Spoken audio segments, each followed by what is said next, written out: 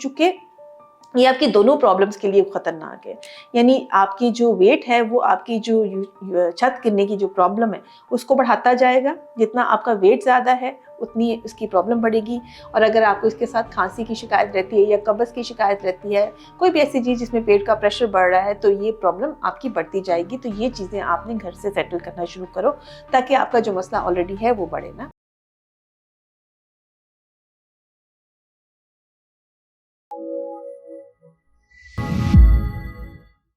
अस्सलाम वालेकुम जी। अब अगला सवाल है हमारा कि अस्सलाम वालेकुम डॉक्टर साहिबा, मेरी एक ही बेटी पैदा हुई, बच्चेदानी और इसकी छत गिर गई, ठीक है।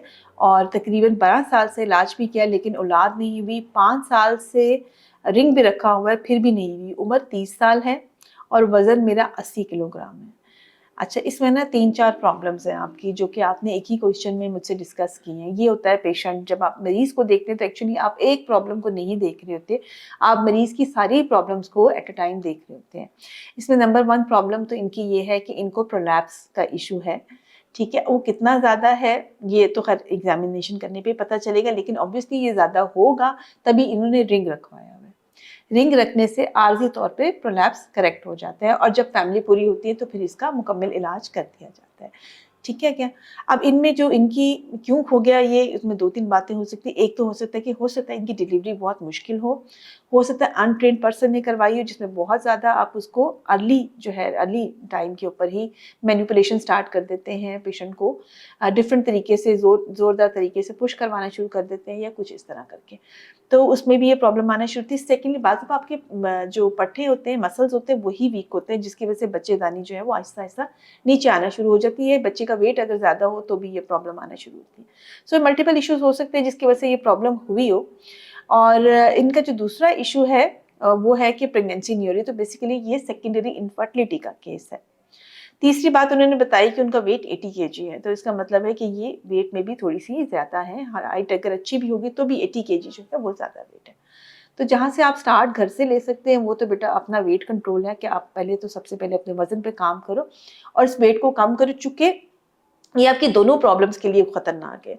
यानी आपकी जो वेट है वो आपकी जो छत गिरने की जो प्रॉब्लम है उसको बढ़ाता जाएगा। जितना आपका वेट ज़्यादा है उतनी उसकी प्रॉब्लम बढ़ेगी।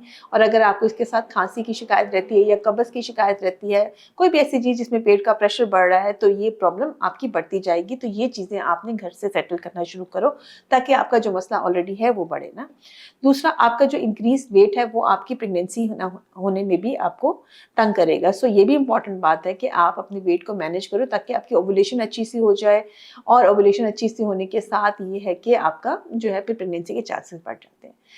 तीसरी बात, 12 साल बेटा बहुत लंबा अरसा होता है। 12 साल में अगर आपको प्रेगनेंसी नहीं हो रही तो उसका रीज़न ये छत गिरना नहीं है। इसके साथ भी लोगों को कंसीव कर जाते हैं, इसके साथ भी लोगों की प्रेगनेंसीज़ हो जाती हैं। इसका मतलब है कि मसला जो है वो कुछ और। तो जहाँ आप लाइफ़स्टाइल को चेंज करोगे, अपना वेट मैनेज करोगे, वहाँ पे जो और चीज़ आपने मैनेज करनी है वो देखो। सबसे पहले तो अपनी ट्यूब्स का टेस्ट करवाओ। देखो कि आपकी ट्यूब्स ठीक है या नहीं है, चूँकि क्या वजह है कि 12 साल में आपको प्रेगनेंसी नहीं हुई। आपके पीरियड्स किस तरह से आते हैं, आपके हस्बैंड की रिपोर्ट क्या है, इसके बाद पता चलेगा कि 12 साल से आपको हमल क्यों नहीं ठहरा।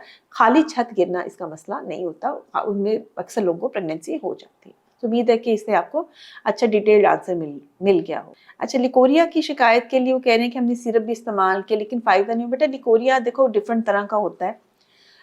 एक लिकोरिया तो वो होता है जिसमें कि ना कोई स्मेल होती है, ना उसमें ख़ारिश होती है और वो सिंपल वजाइनल डिस्चार्ज होता है। वो किसी दवाई से ठीक नहीं होगा, वो नॉर्मल कंसिडर किया जाता है।